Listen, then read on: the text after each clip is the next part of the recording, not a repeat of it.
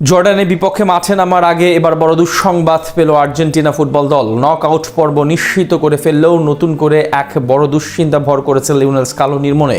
Group পর্বের শেষ ম্যাচে এখন অনেকটাই পিছিয়ে গেল ডিফেন্ডিং চ্যাম্পিয়নরা জর্ডানের বিপক্ষে ম্যাচের আগে। তবে কি এমন দুঃসংবাদ পেল আর্জেন্টিনা, সেটাই জানবো রিপোর্টে।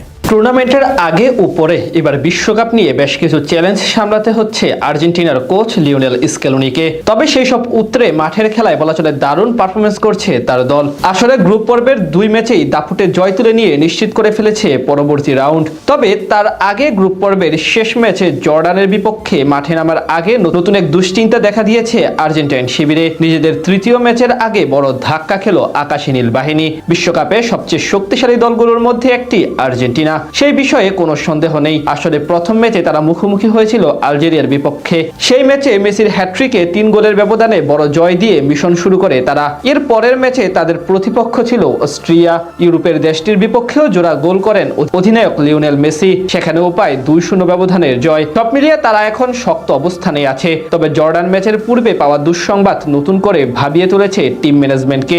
এমনিতে আসর শুরুর আগে একাধিক গুরুত্বপূর্ণ ফুটবলারের ইনজুরি তাদের জন্য বড় ধাক্কা হয়ে এসেছে। টুর্নামেন্টের শুরুর আগে লেফট ব্যাক নিকোলাস তাগলিয়াফিকো চোট পেয়েছেন। সেই তালিকায় এখন নতুন করে যুক্ত হলেন দলের সবচেয়ে নির্ভরযোগ্য ডিফেন্ডার ক্রিস্টিয়ান রোমেরো। কিছুদিন আগে মাত্র ইনজুরি থেকে ফেরা এই সেন্ট্রাল ব্যাক আবারও মাঠের বাইরে চলে গেলেন। আগামী ম্যাচে জর্ডানের বিপক্ষে পাওয়া যাবে না তাকে।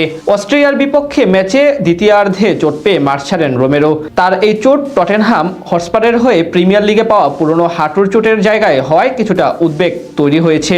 তবে প্রাথমিক পর্যবেক্ষণে এটিকে বড় কোনো চোট মনে করা হচ্ছে না। পরিস্থিতি পুরোপুরি নিশ্চিত হতে স্থানীয় সময় মঙ্গলবার ও বুধবারের মধ্যে তার হাঁটুতে কিছু পরীক্ষা করানো হবে।